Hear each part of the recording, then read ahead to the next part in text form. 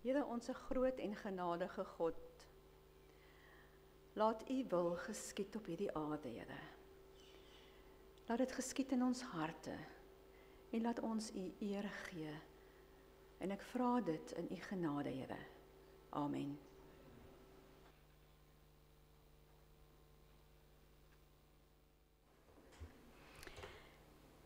As ons die skerm kan aankry, asseblief. Dankie baie.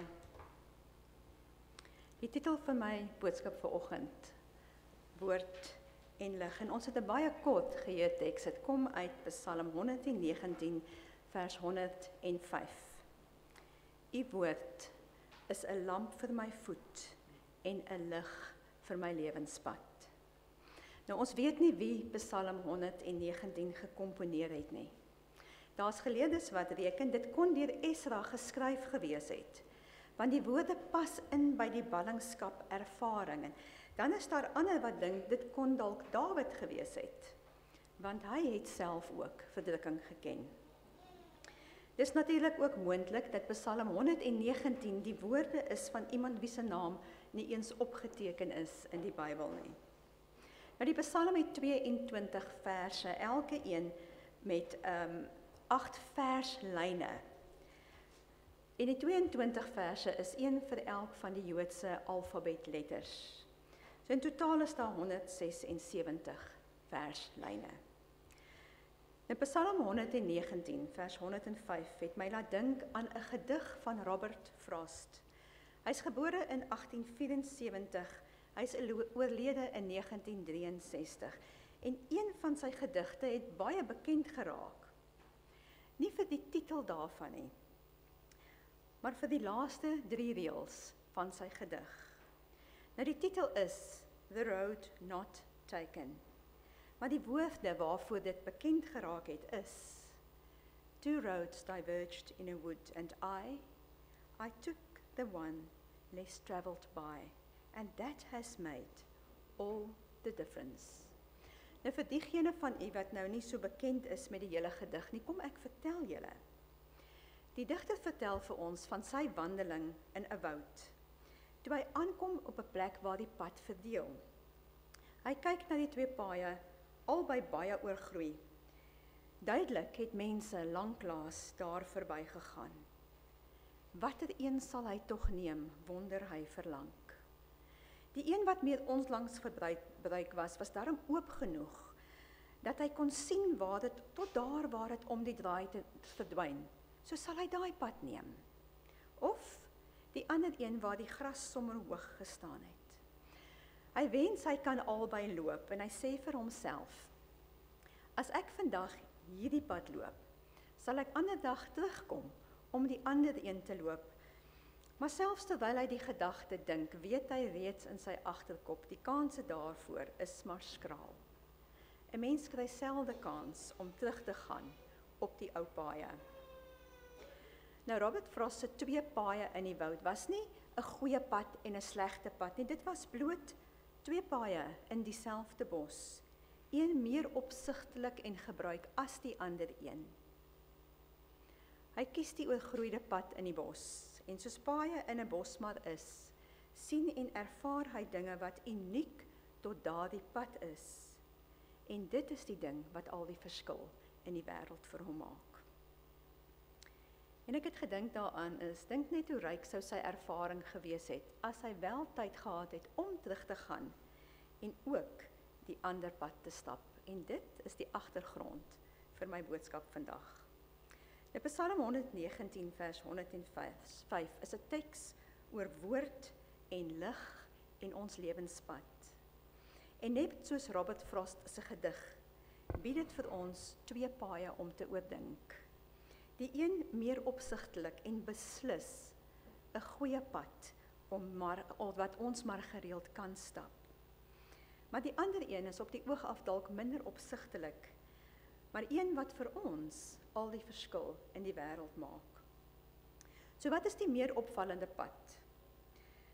Die psalmdigter skryf vanuit 'n konteks wat moeilik is. Sy wêreld is vol goddeloosheid, onregverdigheid. Daar's 'n gebrek aan menslikheid en meegevoel. Daar's morele verval en valsheid. En hy smag na verlossing. Hy wens dat God die goddeloses van die aarde kan afskep soos 'n mens die dros van die smeltkroes afskep om die metaal te suiwer. Die Psalm begin met die woorde: Gelukkig is mense wie se lewenspad, en ek het nie gedruk nie. Gelukkig is mense wie se lewenspad onberispelik is en wat die wet van die Here volg. Gelukkig is hulle wat hou by sy bepalings, wat hom met hulle hele hart soek. Hy skryf ook, hoe sal 'n jong mens sy lewenspad suiwer hou?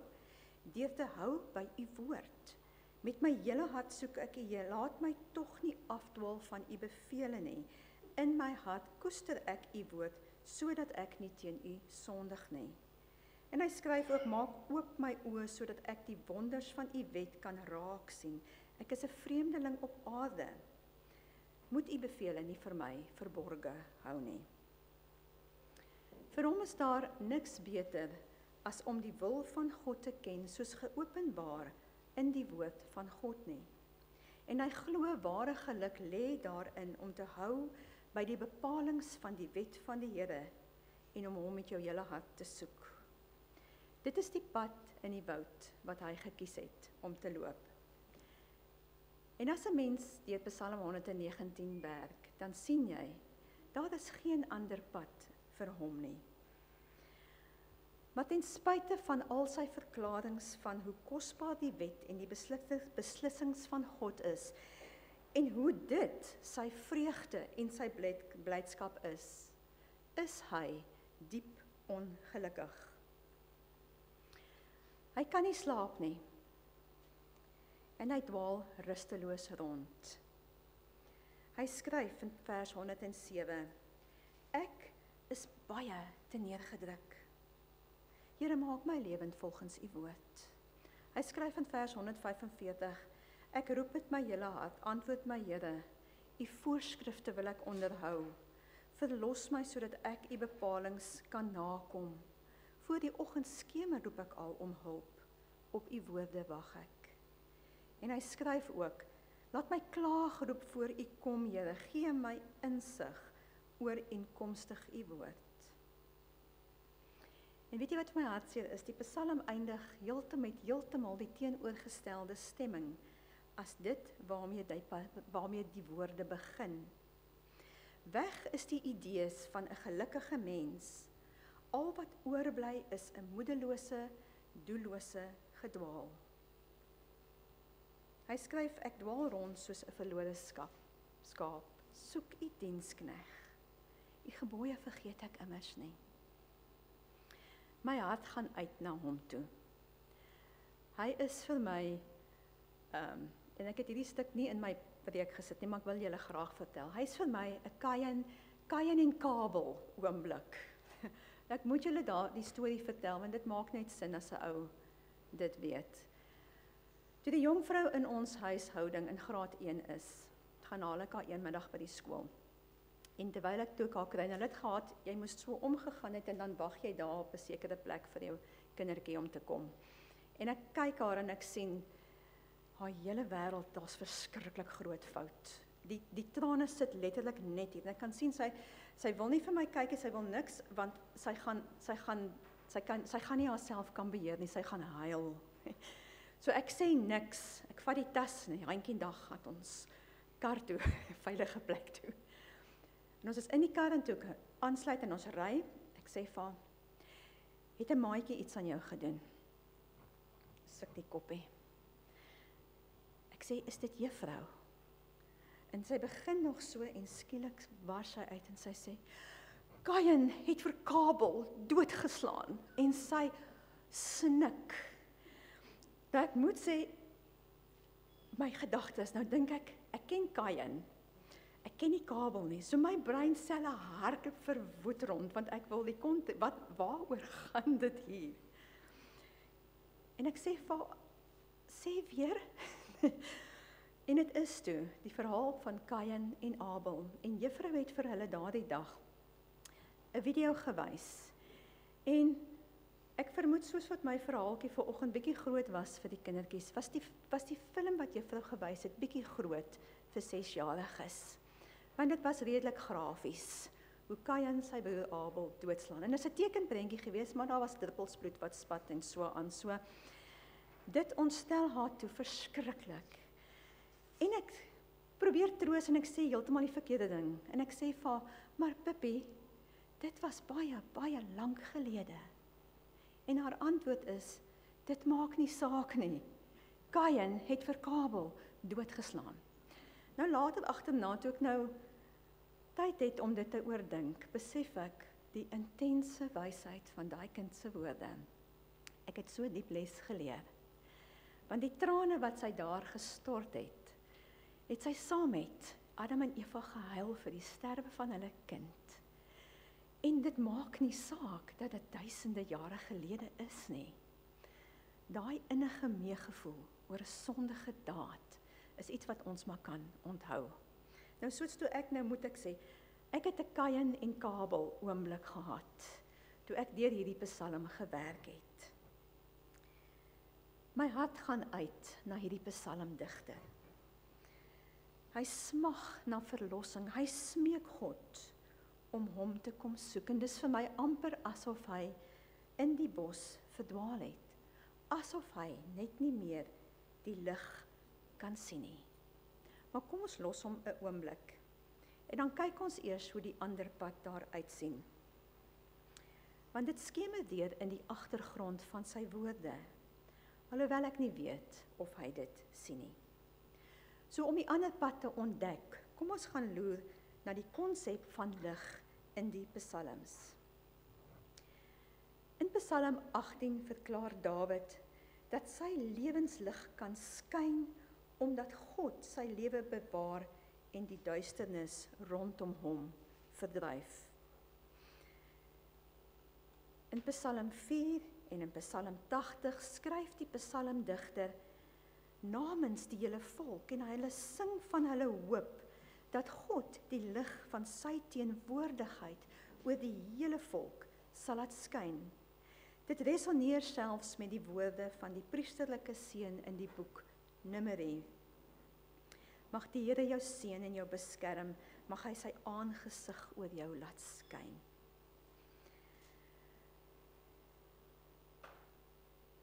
Ekskuus, het ek gelo.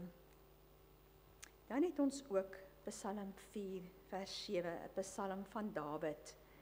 Baie mense sê, wie sal ons weer die goeie laat beleef? Laat die lig van u teenwoordigheid oor ons skyn. Nou Psalm 37, 'n psalm van Dawid, het ook 22 verse, net soos Psalm 119, maar die verslyne hier is korter. Ek vermoed die goddeloosheid en onregverdigheid rondom hom het Dawid redelik dwars in die krop gestreek. En daarom skryf hy hierdie lied, sodat mense moet onthou om op God te vertrou en dat God geregtigheid sal laat geskied. So seker as die son se opkoms en die middagson se lig. Dan het ons ook Psalm 89 wat in die waarheid 'n vreugdevolle lied is. En dit begin met die woorde: oor die troue liefde van die Here wil ek altyd sing. En hier is ons psalmdigter opgewonde oor hoe gelukkig die volk is as hulle in die lig van God se teenwoordigheid kan lewe.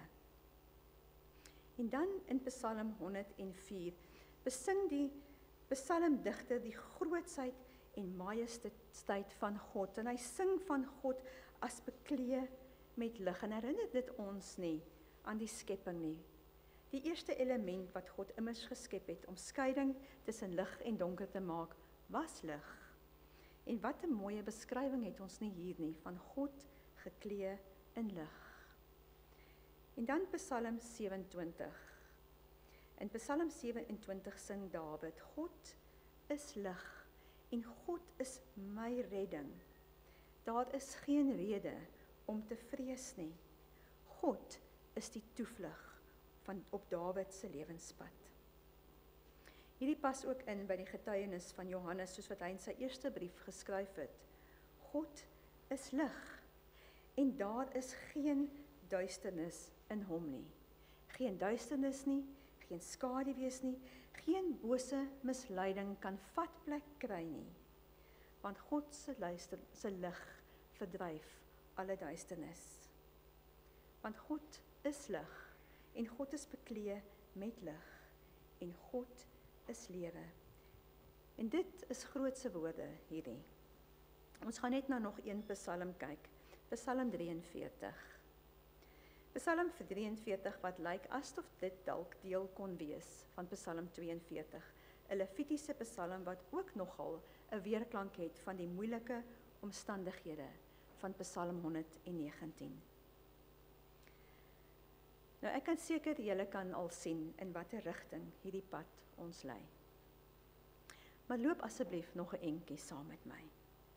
Anders as die psalmdigters van die ou tyd, het ons nie net die getuienisse van die Ou Testamentiese boeke nie. Ons het ook die getuienis van mense wat saam met Christus gewandel het. Mense soos Petrus. Jy weet, ons sug so maklik oor die duisternis van ons tyd. Die duisternis is lank al deel van hierdie wêreld. Petrus het hierdie brief geskryf toe sy lewenstyd vinnig besig was om uit te loop. Hy het nie verwag om 'n natuurlike dood te sterf nie, maar een van pyn en lyding omdat hy nie kon stil bly oor die wonderlike nuus van verlossing nie. En in sy verwagting van 'n wrede dood skryf hy sy brief. Maar hierdie is meer as net 'n brief. Dit is inderwaarheid ook sy geestelike testament. En hy skryf indringendheid dat hulle op die profetiese woord moet fokus, soos wat 'n mens fokus op 'n lamp wat in 'n donker plek skyn. En dit wat hy skryf, weergalm die woorde oor Jesus, wat Johannes, dit wat hy skryf, weergalm die woorde wat Jesus oor Johannes die Doper gesê het, voordat hy sy eie sending verduidelik het. Johannes die Doper was 'n profetiese lamp wat brand en lig gee, sodat die mense wat vasgevang was in die duisternis van hulle tyd, hul oë kon vestig op die ware lig, Jesus Christus. Die evangelie van Johannes bevat natuurlik ook een van die belangrikste en bekendste lig en woord getuienisse aangaande Jesus Christus. Want Christus was nie 'n blote lamp soos Johannes die Doper nie, maar die lig waarvan Johannes die Doper en elke apostel en elke disipel moet getuig. Daar was 'n man gestuur deur God, wie se naam Johannes was. Hy het tot 'n getuienis gekom om van die lig te getuig, sodat almal deur hom kon glo. Hy was nie die lig nie, maar hy moes van die lig getuig, die ware lig wat elke mens verlig. Soos Johannes ook verder aangeskryf het, of eintlik 'n gestukkie voor hierdie, Johannes 1 vers 4 tot 5, aangaande Jesus het hy gesê, in hom was lewe, en die lewe was die lig vir die mense, en die lig skyn in duisternis, en die duisternis kon dit nie uitdoof nie. Die pad deur die woud wat Robert Frost gekies het hom aan ervarings blootgestel, wat hom 'n nuwe perspektief gegee het. En dit het al die verskil aan sy lewenservarings gemaak. Hierdie wêreld is ons woud. En hier is mooi plekke, soos hierdie plek vandag, met kosbare ervarings. Hier is ook duister plekke, en dinge wat ons bewus maak van hoe weerloos en broos die mensdom is. Om Psalm 119 vers 105 te lees, in die lig van Christus se heerlike verskyning, as die lam van God, wie die duisternis van sonde oorwin het in sy sterwe, nooi ons en daag ons uit om te besin oor die redes waarom ons die beginsels in God se woord wil navolg. Want soms vergeet ons. Die woord van God as Bybel is 'n goeie pad om te stap. Dit getuig van God se beginsels, God se aksies in die wêreld, God se beloftes en verduidelikings van sy verlossingsplan en God se interaksie met mense. Die digter van Psalm 119 het sy hoop gerig op woorde en beginsels. En sy psalm eindig met die begin van sy gewaarwording. Hy dwaal rond, doelloos, soos 'n verlore skaap. En hy besef hy moet bid dat God hom soek, want hy smag na God se teenwoordigheid. Die digter van Psalm 43 se psalm eindig hoopvol, ten spyte van sy omstandighede. Hy hoef nie doelloos rond te dwaal nie, want sy hoop is geanker in die lewende lig en waarheid van God se teenwoordigheid. Nie as abstrakte beginsels nie, maar as 'n lewende verhouding met God. En daarom kan hy uitsien na die verlossing wat God, sy God, soos wat hy hom noem, deur sy teenwoordigheid bring. So die slotsom is dit. Ons kan ons hoop anker in die woorde van God se woord. Of ons kan ons hoop anker in God wie die woorde gegee het. En in Christus, die vleesgeworde woord van wat die duisternis kom verdryf het. En in die Heilige Gees wie ons lei om die goeie pad te volg.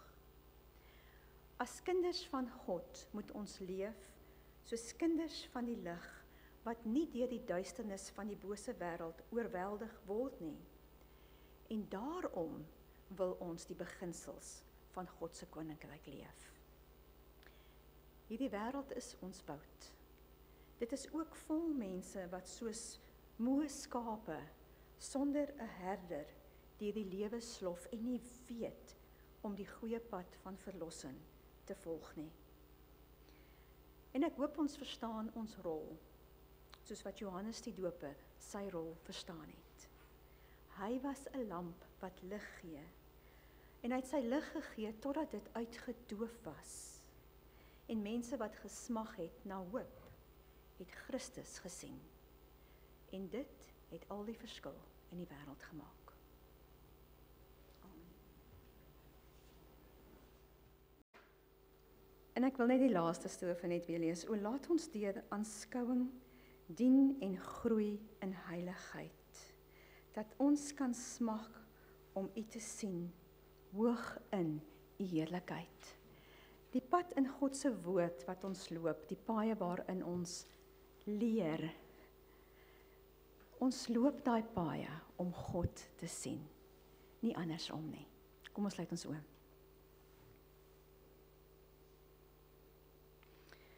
Onse groote, genadige en liefdevolle Vader. Here, ons wil so graag die regte pad loop. En ons besef, dit is nodig dat ons deur hierdie wêreld gaan en twee paaie gelyktydig loop, Here.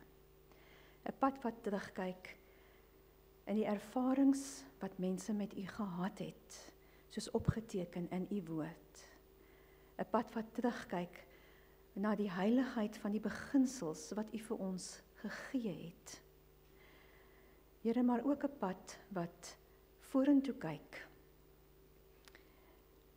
na 'n eindbestemming in U teenwoordigheid.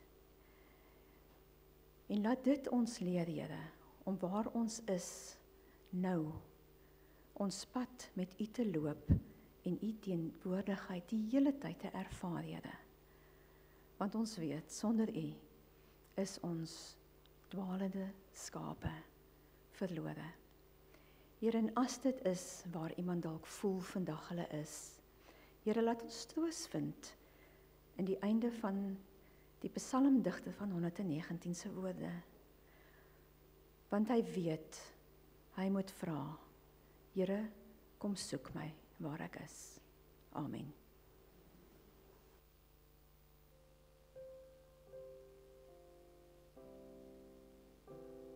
Thank you for viewing. Please check out our description to see the other platforms which we are on.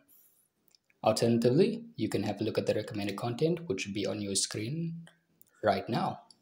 Have a blessed day further.